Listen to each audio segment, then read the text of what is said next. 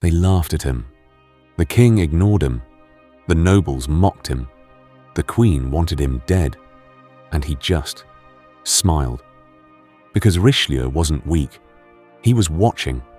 This is the story of the man who let everyone betray him and then destroyed them all.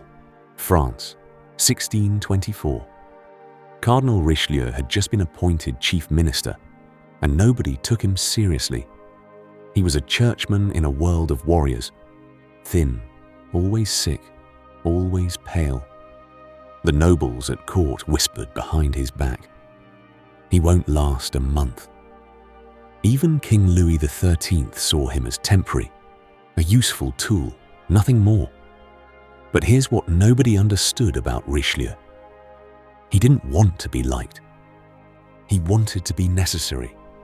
From his very first day in power, he did something unusual. He said nothing. He watched. While other ministers talked loudly in meetings, Richelieu sat quietly and took mental notes. Who looks nervous when the king enters? Who whispers to whom after the meeting ends? Who smiles too much? He was building a map, not of France's land, but of France's secrets. Then came the conspiracy. Queen Anne, several powerful nobles, and even some of the king's own advisors began secretly plotting against Richelieu. They wanted him removed, or worse. They met in private rooms, passed coded letters, made promises to each other. And Richelieu, he knew every single detail. Because while they were plotting, his spies were already inside their inner circles. He had spent months building a network so silent, so invisible, that the conspirators had no idea their most trusted friends were reporting directly to him. But he didn't move. Not yet. This is the part most people don't understand about dark psychology. Striking too early is the same as losing. He let them feel safe. He let the conspiracy grow. He even let them believe he was completely unaware. Why? Because a half-finished conspiracy proves nothing, but a complete one, with names, letters, meetings, and promises. That's a weapon. The conspirators made their move in 1626. They approached the king directly, presenting evidence that Richelieu was a danger to France. The room was tense. For a moment, it looked like it might work. And then Richelieu walked in. He didn't raise his voice. He didn't defend himself. He placed a single folder on the table in front of the king. Inside, every letter, every meeting, every name, every promise the conspirators had made to each other, documented over months. The silence in that room lasted a long time.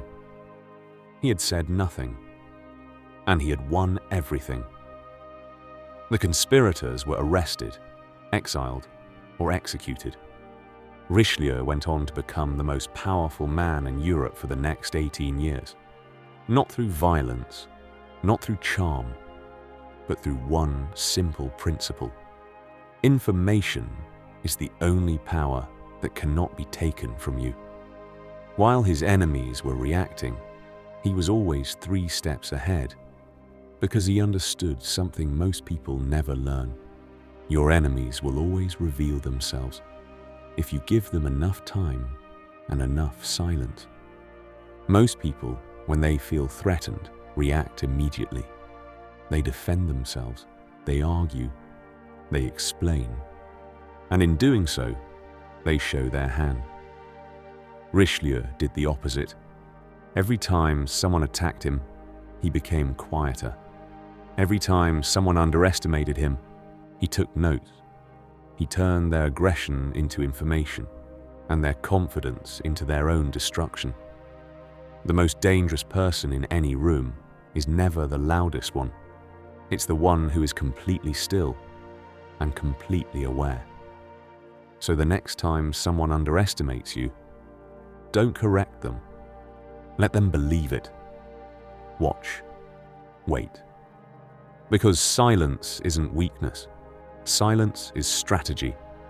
And if you found this story fascinating, there's an entire world of forgotten figures who mastered the darkest principles of human psychology and used them to change history forever. Stay with this channel, because we're just getting started.